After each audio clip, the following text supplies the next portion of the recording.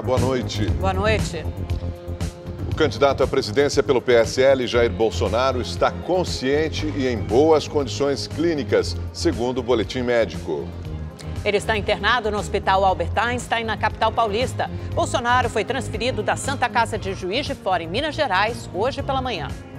Ainda na UTI do Hospital Mineiro, o candidato falou sobre o ataque. Eu estava muito preocupado, que parecia apenas uma pancada na boca do estômago.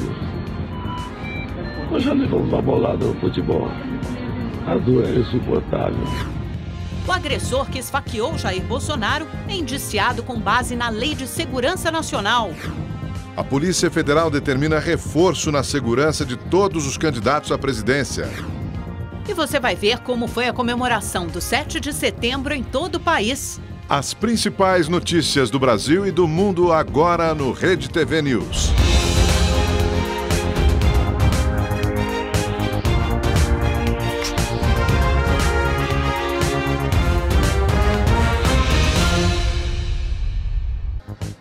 O candidato Jair Bolsonaro chegou a São Paulo na manhã de hoje e foi levado direto para o Hospital Albert Einstein, na Zona Sul, no Morumbi. A repórter Débora Oliveira está lá e traz agora todas as informações ao vivo. Boa noite, Débora. Boa noite, Augusto. Amanda, boa noite a todos. Olha, por enquanto, o estado de saúde do candidato Jair Bolsonaro permanece o mesmo. É uma situação ainda grave, mas, porém, estável.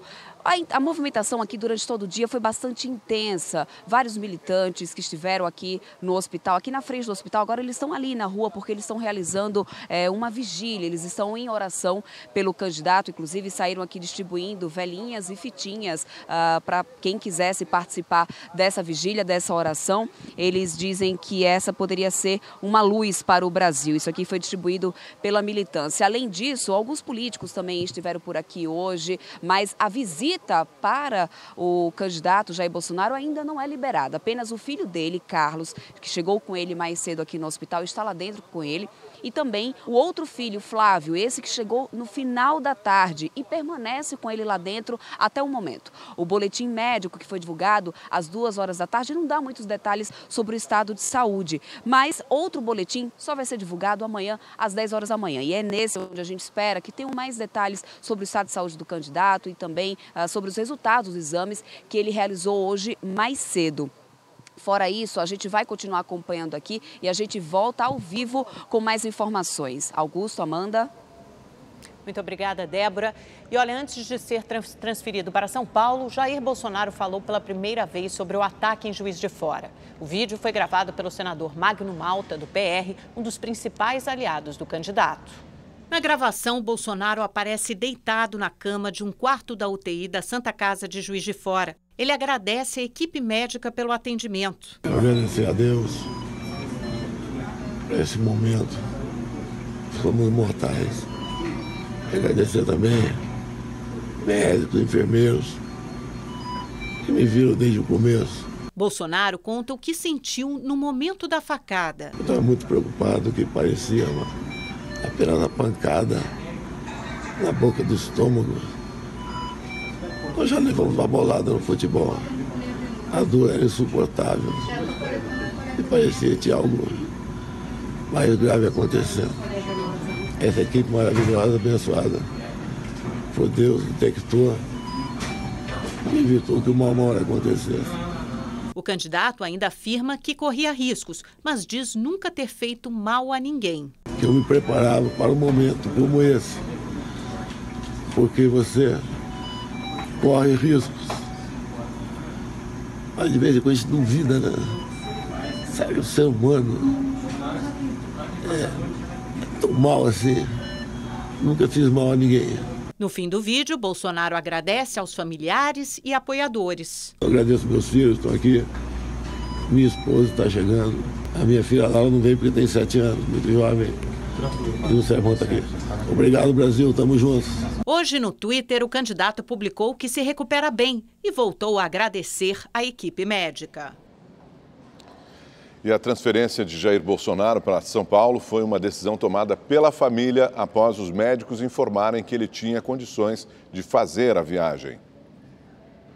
Adélio Bispo de Oliveira foi indiciado rapidamente pela Polícia Federal porque foi pego em flagrante. Ele foi enquadrado na Lei de Segurança Nacional, a mesma que pode ser utilizada em casos de atentado terrorista.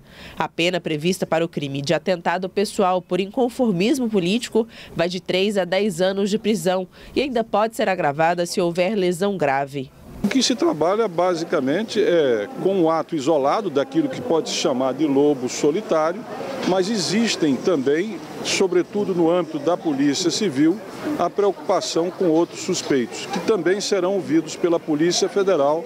Está sendo feita uma reconstrução de todos os passos daquele que cometeu o atentado até chegar lá, aonde nós pudermos voltar atrás. Bolsonaro conta com a segurança de 21 agentes da Polícia Federal. No momento do ataque, 13 acompanhavam o candidato, além de 50 policiais militares. Bolsonaro e a família dele já tinham sido alertados sobre o risco que ele corria ao se colocar em meio à multidão, situação em que, segundo o ministro da Segurança Pública, é praticamente impossível garantir a segurança. É fundamental que aqueles candidatos todos tenham a compreensão de que eles têm responsabilidade e que eles também precisam seguir a orientação da Polícia Federal. Preocupado com a situação dos candidatos ao Palácio do Planalto, o diretor da Polícia Federal, Rogério Galouro, voltou às pressas dos Estados Unidos, onde estava em missão oficial. Já foi determinado reforço na segurança de todos os presidenciáveis. E neste sábado, Galouro vai se reunir com representantes das campanhas para tratar da proteção dos candidatos. Bom, você viu aí, na verdade, a reportagem que trata sobre o agressor de Jair Bolsonaro enquadrado na Lei de Segurança Nacional, porque esse crime teria tido uma motivação política, segundo o entendimento da polícia. Vamos ver como foi a transferência do candidato Jair Bolsonaro para São Paulo. Hoje pela manhã, ele estava na UTI da Santa Casa de Juiz de Fora, em Minas Gerais. A transferência de Jair Bolsonaro para São Paulo foi decidida pela família. O candidato deixou a Santa Casa de Juiz de Fora, Minas Gerais, por volta de 9 horas da manhã. Uma ambulância o levou até o aeroporto da cidade, onde um jatinho o aguardava. Muito emocionado, um dos filhos de Bolsonaro falou com os jornalistas. Mais uma vez, obrigado aos médicos. E eles próprios falaram, questão de 5, 10 minutos, ele poderia não resistir. Então, para tristeza de muitos aí, ele está bem, forte. E daqui a pouco ele está de volta. Falou que no primeiro momento ele achou que fosse um soco, né? Mas depois ele viu que realmente tinha levado uma facada. Foi uma dor muito forte, que ele não tinha sentido. Ele ficou preocupado quando começou a formigar a perna, como ele tinha contato com pessoas que já morreram esfaqueadas. Ele sabia que era o quadro evolutivo, né, para óbito. O candidato do PSL chegou no aeroporto de Congonhas, na zona sul de São Paulo, por volta de 15 para 10 da manhã. Em seguida, ele foi levado pelo helicóptero Águia da Polícia Militar até o Palácio dos Bandeirantes, sede do governo paulista. De lá, por volta de 10h30, Jair Bolsonaro seguiu de ambulância até o Hospital Albert Einstein, também na zona sul da capital. Apoiadores e simpatizantes do presidenciável esperavam Bolsonaro na frente do hospital. Um boneco do candidato foi inflado e houve uma oração pela melhora dele. Assim como nós perdoamos a quem nos tem ofendido. Jair Bolsonaro foi levado direto para a UTI aqui do Hospital Albert Einstein, onde passou por uma avaliação médica e também por uma bateria de exames. Os principais riscos monitorados são pneumonia, já que o candidato perdeu cerca de 2 litros de sangue, e infecção por causa do vazamento de massa fecal. Major Olímpio, presidente estadual do partido de Jair Bolsonaro, falou como deve prosseguir a campanha. Ele vai ficar em convalescença, vai descansar o período que os médicos disserem que seja necessário. Nós vamos fazer um esforço redobrado para levar o nome do Jair Bolsonaro para buscar uma vitória no primeiro turno. Ele não tem que se preocupar em estar falando com ninguém, de estar dando entrevista a lugar nenhum, de estar dando debate a lugar nenhum. Tratar da saúde dele. O que ele tinha que falar, já falou. Bolsonaro foi atingido por uma facada na barriga durante um ato de campanha em Juiz de Fora, na tarde desta quinta-feira. O candidato era carregado nos ombros de companheiros do partido quando o homem se aproximou e o atingiu na barriga. Bolsonaro foi imediatamente levado para a Santa Casa da cidade, onde deu entrada por volta de 3h40 da tarde. Na noite de ontem mesmo, Bolsonaro passou por uma cirurgia. O estado de saúde dele chegou a ser considerado grave por causa de uma hemorragia interna. O presidenciável teve 3 perfurações no intestino delgado que foram fechadas com pontos e uma lesão grave no intestino grosso, numa região chamada cólon transverso. Uma lesão transfixante grande, extensa, e havia uma contaminação de fezes no interior da cavidade abdominal. Então nós optamos nessa lesão por não tratar com pontos, com rafia, como as demais do intestino delgado. Nós optamos por fazer uma ressecção desse segmento que estava lesado e confeccionamos uma colostomia no paciente. A colostomia é um procedimento feito para evitar infecções e uma possível abertura do ferimento. Uma bolsa ligada à abertura e as fezes vão direto para ela. O homem que atacou Bolsonaro foi preso no local e a faca apreendida. Adélio Bispo de Oliveira, de 40 anos, foi filiado ao PSOL entre 2007 e 2014, mas disse que foi motivado por questões religiosas. Fui mandado por alguns maçons. Quem te mandou fazer isso? Eu não disse que ninguém mandou. Quem me mandou foi o Deus aqui em si. Olha, em Juiz de Fora, o suspeito Adélio Bispo de Oliveira participou de uma audiência de custódia na tarde de hoje. O repórter Rodrigo Cabral está na cidade e traz agora os detalhes ao vivo. Boa noite, Cabral. O que vai acontecer com esse homem? Boa noite, Augusto. Boa noite a todos. Pois é, hoje à tarde tivemos audiência de custódia aqui na sede da Justiça Federal em Juiz de Fora. Mesmo no feriado, o prédio foi aberto. A juíza de plantão, então, converteu a prisão em flagrante em prisão preventiva e determinou que o agressor seja transferido para um presídio federal de segurança máxima. Como a gente já viu há pouco na reportagem, o Adélio Bispo de Oliveira, ele foi indiciado com base na Lei de Segurança Nacional porque o crime teria motivação político-religiosa. Outros 2 suspeitos são investigados, mas não tiveram a identidade revelada. Um deles, inclusive, chegou a ser detido, prestou depoimento e foi liberado por falta de provas. A equipe de inteligência da Polícia Federal vai reconstituir os últimos passos do agressor e também vai tentar fazer um levantamento da rede de contatos dele. O Adélio Bispo afirma que agiu sozinho, a mando de Deus, mas familiares e políticos ligados ao Jair Bolsonaro acreditam na possibilidade do crime ter um mandante. Eles estranharam muito, por exemplo, o fato da polícia ter apreendido, junto com o agressor, 4 celulares e um notebook. E na audiência de custódia hoje à tarde, aqui na sede da Justiça Federal, ele ter sido representado por 4 advogados. O Adélio Bispo é pedagogo e em 2013 teve uma passagem pela polícia por lesão. Ok, muito obrigada, Rodrigo Cabral. Vamos conversar agora com o nosso comentarista de segurança, Jorge Lordello. Acho que a gente pode seguir aí nessa linha do que dizia Cabral, né? Pela sua experiência, Lordello, esse agressor era um amador ou profissional? É possível que ele tenha agido sozinho ou a mando de alguém? Boa noite, Amanda. Boa noite, Augusto. Boa noite a todos. Já se passaram quase 30 horas do ocorrido com o candidato Jair Bolsonaro. Pelo que nós pudemos levantar até agora, trata-se de uma pessoa amadora. Se hospedou naquela tarde num hotel ali em Juiz de Fora, pegou uma faca de cozinha e ele realmente decidiu dar uma facada fatal. Ele queria matar o candidato Jair Bolsonaro. Ele se posiciona de tal maneira, quando ele percebe, Amanda, que ele não conseguiria se aproximar do candidato. E com isso, eventualmente, ele conseguiu ofertar uma facada, mas não com a mesma potência, se eventualmente ele estivesse muito mais próximo do candidato Jair Bolsonaro. O que realmente ficou patente? Uma pessoa agressiva, porque já tem um passado agressivo, boletins de ocorrência versando sobre lesão corporal, a família já comentando que ele possuía um comportamento estranho e também um comportamento antissocial, não queria ficar muito perto da família, como a família também, boa parte dela, não queria contato com o Adélio. Lordello, você que é um especialista em segurança, houve falha da segurança do candidato aí nesse momento? Essa pergunta está sendo feita hoje nas redes sociais, Augusto. Vamos entender uma coisa. O candidato busca voto. Toda a equipe do candidato Você vai ter a equipe de publicidade, a equipe de marketing, a equipe que coordena toda aquela passeata. E existe também a equipe de segurança. A equipe de segurança não se preocupa com voto, mas só que nós percebemos o seguinte: o contato corpo a corpo é uma tradição no Brasil. E principalmente o candidato Jair Bolsonaro gosta de estar com o povo.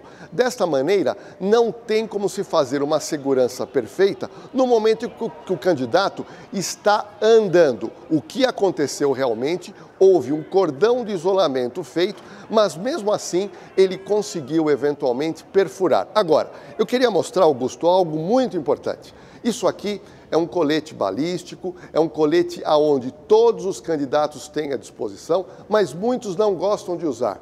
O próprio Jair Bolsonaro, a gente ficou sabendo em que alguns eventos ele utilizou, em outros eventos ele não quis utilizar. Esse colete, ele é usado normalmente pelas pessoas e em cima desse colete você vai usar uma camisa como ele estava usando. Nós já temos hoje fabricados no Brasil também, só para você ter uma noção, Amanda e Augusto e público aí de casa, blusas, já temos blazers à prova de bala. Então esse equipamento é muito importante. Outro detalhe, ele protege contra tiro e dependendo da categoria balística dele, você tem placas aqui também balísticas que vão proteger e tenho absoluta certeza que protegeria contra a facada que o Jair Bolsonaro levou na oportunidade de ontem por volta das 15h30. Portanto, este equipamento nós entendemos que é fundamental para candidatos populares que gostam de estar em contato com o povo e que você disponibilizando isso ao candidato e ele desejando usar é algo que vai agregar e muito no corpo de segurança e aumentando a segurança do candidato. Por outro lado, também, o agressor, como você mesmo disse, né, Lordelli, ele não conseguiu se aproximar tanto do candidato Jair Bolsonaro e ainda houve uma outra pessoa, talvez parte da segurança, que evitou, colocou a mão, tentou evitar que essa faca atingisse o coração do candidato. Olha, eu observei as imagens com muita atenção, Amanda, e até ampliando as imagens. Se o Jair Bolsonaro estivesse no chão, porque na verdade ele estava sendo erguido por uma pessoa, eu tenho absoluta certeza que o Adélio teria mirado no coração do candidato. Mas o Jair Bolsonaro, que já é um homem alto, ele estava erguido. O Adélio é um homem baixo. E aí, ele fez o possível, isso eu posso te garantir, Amanda, para atingir um órgão vital. Mas não foi possível porque havia um cordão de isolamento feito por policiais federais. Só para você ter uma noção, a gente descobriu que o candidato Jair Bolsonaro possui uma equipe da Polícia Federal formada por 28 policiais federais.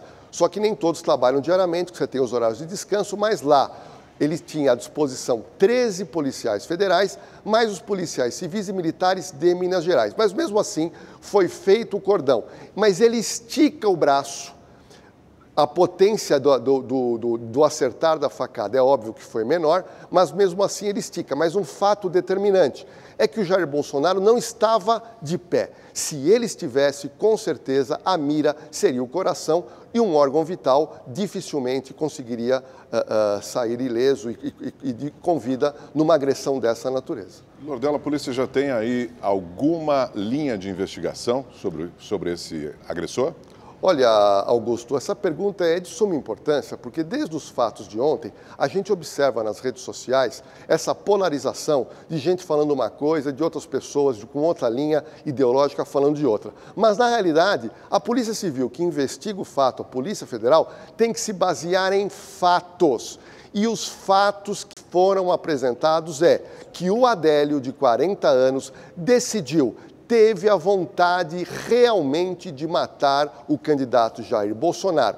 Mas duas pessoas são suspeitas. São suspeitas por quê? Porque estavam próximos dele naquele momento. Mas, como não foram detidos, ainda continuam como suspeitos. Agora, tem um fato, Augusto, que nos chama a atenção, que foi a colocação do advogado do Adélio, que apareceu muito rapidamente, que isso também é de se estranhar. E ele comentou ontem em uma entrevista que o cliente dele, que está preso, que é o Adélio, não teria a intenção de matar, e sim a intenção de ferir. Um momentinho.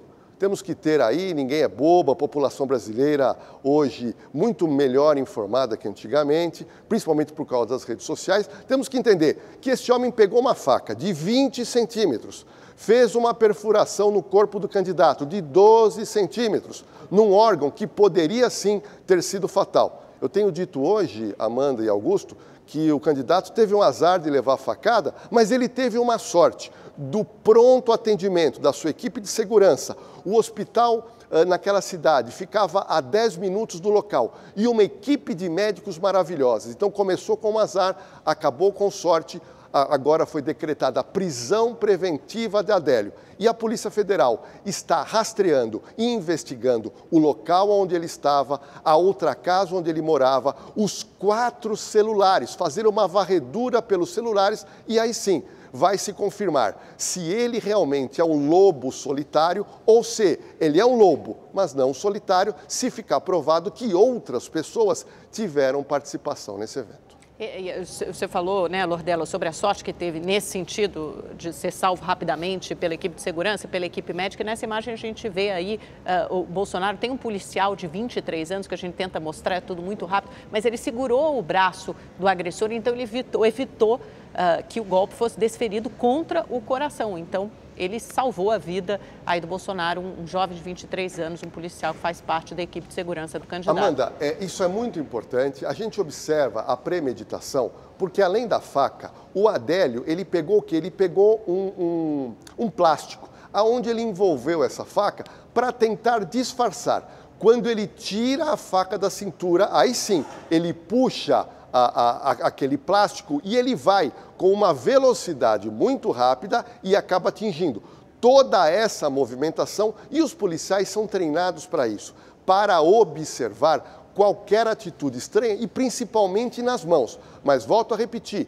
que os candidatos no Brasil, depois desse evento, nós temos que repensar a segurança e o corpo de segurança sempre indica o que é melhor para o candidato. Mas a segurança não se preocupa com o voto, a segurança se preocupa com o candidato. Mas muitas vezes o candidato e a sua equipe acabam, não, nós precisamos fazer isso. Lordelo, aí é preciso que haja um cordão de isolamento no candidato e acende um alerta mesmo para todas as candidaturas à presidência daqui para frente. Né? Olha, a gente tem essa cultura, não é em São Paulo, é cultura no Brasil, do candidato a gostar de apertar a mão, de abraçar o candidato. Tudo bem, isso é muito bacana, mas agora ocorreu um alerta. Esse cordão de isolamento ele tem que ocorrer e nenhuma pessoa, Augusto, pode ter a possibilidade de encostar a mão no candidato como nós observamos que ocorreu. Esse cordão ele tem que existir, os candidatos, não é só a presidente, a governadora, deputado federal, deputado estadual, os senadores, têm que entender que nós vivemos hoje no Brasil com essa polaridade, um ambiente de tensão. Apesar que até o momento de ontem, a eleição corria com uma certa tranquilidade. Mas agora realmente aconteceu um alerta, então nós entendemos que primeiro segurança e depois o voto, e não o voto na frente da segurança. Porque, Lordelo, é um momento, desculpa, Amanda, é um momento insuspeito, né? Porque ele estava nos braços dos correligionários naquele momento e aconteceu uma tragédia, um caso isolado, né? De um homem talvez perturbado emocionalmente, com algum quadro de esquizofrenia, talvez, abalado psicologicamente. É um caso isolado, mas acende esse alerta realmente. Né? Olha, é um caso isolado, mas nós sabemos que no Brasil existem vários casos de pessoas que tentaram matar candidatos. Não é o primeiro caso que nós temos no Brasil. Agora, nós temos que entender que o Adélio, que está preso lá em Minas Gerais, através de um presídio federal, ele utilizou uma faca, mas ele poderia ter utilizado uma arma de fogo, que teria uma potencialidade muito maior, que com uma arma de fogo ele podia fazer 2, 3, 4, 5 disparos. Aí seria fatal por causa daquela distância. Quando a gente fala em segurança, nós temos que falar em revista, e não tem como revistar o correligionário, não tem como revistar a população. Eu vou te dar um exemplo para o Brasil saber o que é feito em São Paulo, por exemplo, na parada gay, que é feita na Avenida Paulista. Para evitar qualquer tipo de problema, a Polícia Militar fecha a maioria das ruas e algumas ruas onde você entra na Paulista, a Polícia Militar faz uma revista em cada pessoa para verificar se a pessoa não carrega uma arma, uma faca, um objeto pérfuro cortante. Agora, campanha eleitoral é outra conversa. Campanha eleitoral é aquele abraço, é aquele beijo, mas agora nós temos que rever isso.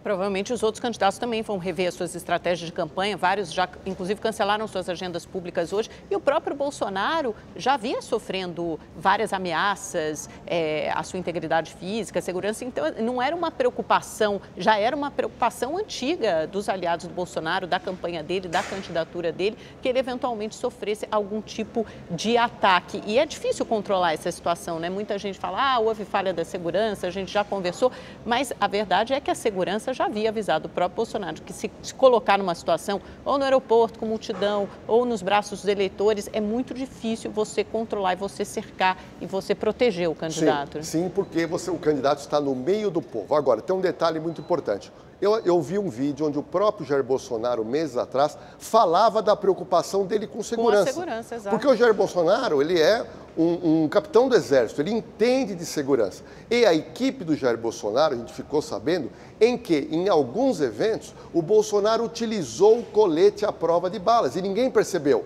Porque o colete ele pode ser utilizado como primeira roupa, depois você coloca uma camisa e volto a repetir. Nós temos hoje à disposição no Brasil blazer e blusa à prova de bala. Então, este equipamento, que é um equipamento hoje que todos os candidatos têm acesso, principalmente a presidência da República, é obrigatório usar. Faça calor, faça chuva, não importa. É um equipamento que vai te proteger do disparo de arma de fogo, que é algo que poderia ser potencialmente muito mais mortífero e também relacionado à faca quando há essa proximidade. O Augusto falou, nesse cordão de isolamento, Augusto, isso é muito importante, que se haja um cordão de isolamento onde as pessoas não abracem o candidato.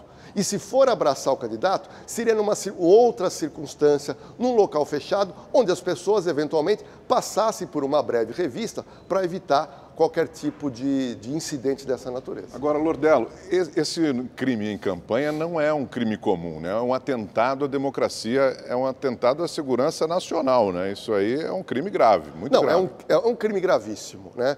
Porque nós estamos hoje numa disputa muito acirrada, Jair Bolsonaro em primeiro lugar, e acontece com ele, que é uma pessoa que tem arrastado multidões. Essa pessoa que está sendo presa pela Lei de Segurança Nacional, e pouca gente comentou, essa pena estipulada ela é menor que a tentativa de homicídio. A Lei de Segurança Nacional, onde ele foi enquadrado, a pena é de 3 a 10 anos, sendo que a tentativa de homicídio já começa com 12 anos, ou seja, essa pessoa está presa, tenho absoluta certeza que vai continuar presa, a Polícia Federal e a Polícia Civil vão esclarecer esse crime, mas acendeu uma luz de alerta. Uma luz de alerta porque a gente sabia que os ânimos estavam acirrados. E agora o estopim explodiu. Muda a campanha daqui para frente. Muito obrigada, Lordelo, pela sua participação mais uma vez no Rede TV News. Boa noite. Obrigado. E acompanhe agora como foi a agenda dos candidatos à presidência da República que tiveram compromissos públicos hoje. Álvaro Dias, do Podemos, teve um encontro na Associação dos Produtores Rurais de Campos Verdes, em Presidente Venceslau, interior de São Paulo. Durante a tarde, o candidato ainda cumpriu a agenda em Araçatuba. Vera Lúcia, do PSTU, participou de um ato em solidariedade e reconstrução do Museu Nacional no Rio de Janeiro. A candidata se manifestou principalmente em defesa da cultura e memórias dos povos indígenas e negros do Brasil. João Goulart Filho, do PPL, cumpriu a agenda em São Paulo. O candidato fez caminhada com eleitores e correligionários pelo Minhocão, o elevado João Goulart, na região central da capital paulista. Ciro Gomes, do PDT, cancelou as atividades pela manhã para acompanhar as notícias sobre o estado de saúde do candidato Bolsonaro. O candidato almoçou com o governador do Maranhão e, no final da tarde, participou de carreata de Sobral a Massapê, no Ceará. Marina Silva, da Rede, não teve agenda devido também a circunstâncias excepcionais. Em respeito ao deputado Jair Bolsonaro, Geraldo Alckmin, do PSDB, suspendeu suas atividades nesta sexta-feira. Guilherme Boulos, do PSOL, também teve agenda suspensa. João Amoedo, do Partido Novo, suspendeu caminhadas e carreatas previstas para hoje, em solidariedade ao candidato Jair Bolsonaro. Henrique Meirelles, do MDB, não teve compromissos públicos. José Maria Imael, da Democracia Cristã, se reuniu com equipes de campanha e candidatos a deputado federal e estadual. Cabo Daciolo, do Patriota, não teve agenda pública. E vamos voltar agora ao vivo com a repórter Débora Oliveira, que está na frente do Hospital Albert Einstein, no Morumbi, na zona sul de São Paulo, e traz as informações sobre o candidato Jair Bolsonaro, que está internado nesse hospital. Quais são as últimas informações, Débora? Olha só, Augusto, o estado de saúde do candidato permanece o mesmo. A maior movimentação até o momento é mesmo da imprensa só. Estão todos os jornalistas reunidos ali atrás. Aqui tem jornalistas do Brasil e do mundo inteiro. Está todo mundo na expectativa da saída dos filhos de Bolsonaro. Tanto o Carlos, que chegou mais cedo com ele pela manhã, como também o Flávio, que chegou já no final da tarde e permanecem até agora lá dentro. Lembrando que só está permitida a entrada dos filhos. Fora isso, o candidato ainda não pode receber a visita de deputados, de políticos e nem de correligionários por enquanto, até o momento, tá? E outro detalhe, o hospital acabou de informar pra gente que realmente não vai ter mais nenhum outro boletim médico para ser divulgado hoje. E também o hospital não vai dar nenhuma entrevista coletiva. Todas as informações serão passadas apenas através de boletins médicos que a partir de amanhã serão emitidos 2 por dia, um pelas 10 horas da manhã e outro mais no final do dia, às 18 horas. E aí é nesse primeiro boletim da manhã que a gente aguarda alguma novidade sobre esse estado de saúde do candidato Jair Bolsonaro. Além disso, o resultado dos exames, da bateria de exames que ele realizou hoje pela manhã. A gente continua aqui acompanhando todo o estado de saúde do candidato Jair Bolsonaro e voltamos com mais informações em breve. Amanda, Augusto. Obrigada, Débora. Os desfiles em comemoração ao 7 de setembro reuniram milhares de pessoas em todo o país. Em Brasília, 30 mil pessoas comemoraram o 7 de setembro. Michel Temer participou do último desfile cívico como presidente da República, em companhia da esposa Marcela, do filho Michelzinho, de ministros e políticos. Cerca de 4.500 pessoas, entre militares, forças de segurança pública e estudantes, desfilaram por mais de 2 horas. A Esquadrilha da Fumaça encerrou o desfile. 4.800 militares e 2.000 estudantes participaram do desfile na Avenida Afonso Pena, no centro de Belo Horizonte. De acordo com a PM, a segurança foi reforçada por causa do ataque de ontem ao candidato Jair Bolsonaro. Quem acompanhou o evento teve que ficar afastado do palanque, reservado para as autoridades. Em Fortaleza, o desfile reuniu milhares de pessoas na Avenida Beira-Mar pela manhã. Cerca de 4.300 militares da Marinha, Exército e Força Aérea, além de equipes da Polícia Militar, Corpo de Bombeiros e Guarda Municipal, participaram da marcha. Estudantes de escolas públicas e particulares também desfilaram.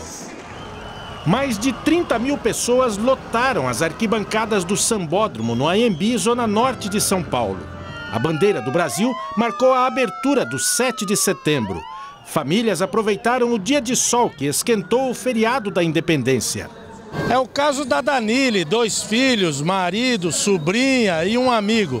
Eles vieram de Ferraz de Vasconcelos, viajaram por 1 hora para assistir o desfile, mas eles têm um motivo muito especial. Vocês vieram ver quem? A minha filha, Jennifer.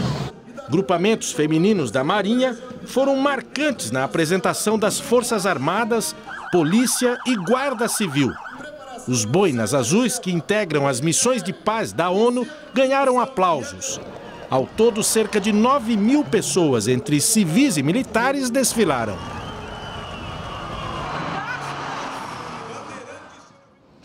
Os principais executivos e empresários do país estão reunidos no Fórum CEO Brasil, na Bahia, para trocar experiências e discutir o nosso futuro.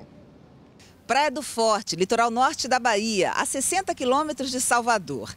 É o paraíso escolhido por este fórum, um dos mais importantes do Brasil, para sediar este encontro com os 150 líderes mais importantes do setor privado do nosso país. Gente que veio de todos os cantinhos do Brasil para participar, trocar experiências, compartilhar informações, aprender e se inspirar. O tema central do fórum é o Brasil do futuro. Os convidados discutiram o protagonismo dos executivos para a construção de um país mais competitivo. Para Jorge Gerdau, a gestão pública deve acompanhar a evolução digital para se tornar mais eficiente. Para o Brasil se tornar competitivo, né, é preciso que o setor público todo, em todos os níveis, acompanhe essa caminhada. A não digitalização dos 40% do PIB, a não digitalização, né, é uma preocupação dentro da continuidade da globalização. Miguel Nicoleles, um dos maiores cientistas brasileiros, também participou do evento e falou da importância de palestrar para a plateia de executivos. Eu acho muito importante você trazer para esses CEOs uma visão do que é o mundo científico e qual é a fronteira científica nesse momento, para que eles possam entender não só para as suas próprias aplicações nos seus próprios negócios, mas do ponto de vista do Brasil, né, de país, de um modelo de país, como é importante investir na ciência de ponta para esse projeto de nação que a gente tanto almeja, né? O Fórum CEO Brasil vai até domingo. Vamos agora às notícias internacionais. Em Teherã, os chefes de Estado da Rússia, Irã e Turquia não chegaram a um acordo sobre o cessar-fogo em Idlib, na Síria. A província é a última sob controle dos rebeldes contrários ao governo de Bashar al-Assad, que ameaça uma ofensiva militar violenta para retomar a região. Estas imagens mostram um ataque de Moscou, aliado do presidente sírio, horas antes dessa cúpula. O líder turco, Tayyip Erdogan, disse temer um massacre. Os chefes de Estado afirmaram que irão trabalhar juntos para acabar com grupos extremistas como o Estado Islâmico e Frente al-Nusra. A guerra civil síria já dura 7 anos e matou mais de 500 mil de pessoas. Na terceira maior cidade do Iraque, Basra, centenas de pessoas queimaram um consulado iraniano depois que o parlamento não conseguiu chegar a um acordo para eleger um novo presidente. Desde terça-feira, os protestos violentos já deixaram 9 mortos. Os manifestantes acusam o poder público de corrupção e negligência com a área médica. Vários prédios públicos foram depredados. Por causa do aumento da hostilidade, o parlamento do país convocou uma reunião de emergência com vários ministros para tratar a crise econômica e de saúde neste sábado. Ontem à noite, autoridades decretaram um toque de recolher. O Palácio dos Bandeirantes, sede do governo paulista, abriu as portas ao público interessado em programação cultural e educativa. A programação cultural que começou neste feriado tem cardápio de atrações variado. Mais de 200 obras do Museu do Ipiranga, Pinacoteca do Estado e Acervo Artístico-Cultural do Palácio do Governo estão em exposição até 20 de janeiro do ano que vem. Uma agenda especial foi montada com projeções e encenações sobre o Dia da Independência. Quem quiser conhecer as atrações do Palácio dos Bandeirantes ainda terá acesso gratuito à exposição.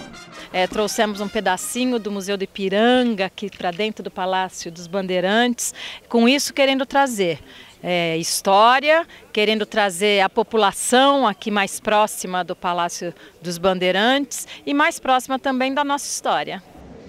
O assunto agora é cinema. Chegou às telonas de todo o país A Freira, uma das produções de terror mais aguardadas do ano. O correspondente Fábio Borges entrevistou o elenco no México, nas ruínas de um convento do século XVII, e você vai ver em primeira mão aqui no Rede TV News.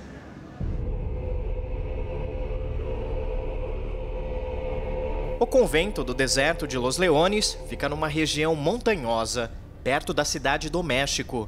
O remoto monastério foi construído em 1606, mas em 1705 foi parcialmente destruído por um terremoto, uma tragédia que matou várias pessoas. É nesta construção histórica, considerada mal assombrada, onde eu e um grupo de jornalistas estrangeiros assistimos o terror A Freira. Na trama, uma noviça e um padre são enviados pelo Vaticano para investigar o suicídio de uma freira num convento da Romênia. Ao chegar ao local, a dupla descobre a presença de um demônio assassino que toma a forma de uma freira.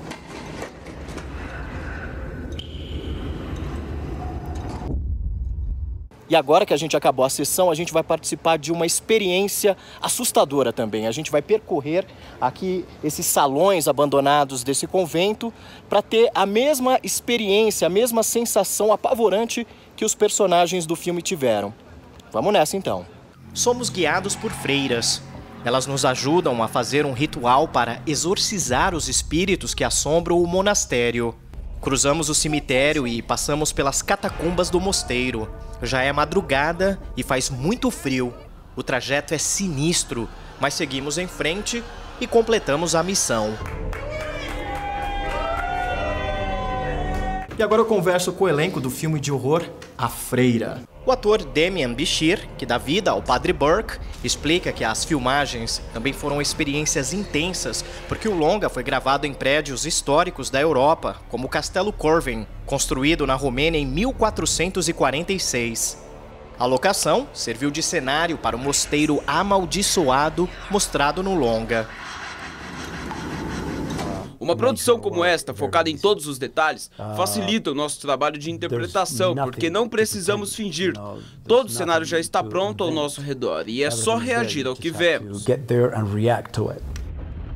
O suspense é realçado com o trabalho da protagonista Thaisa Farmiga, que interpreta a noviça Irene.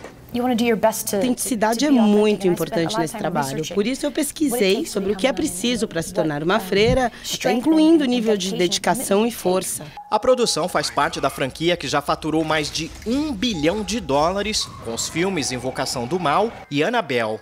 E a trama de A Freira é a mais tenebrosa da série. Fábio Borges, da Cidade do México, para o Rede TV News.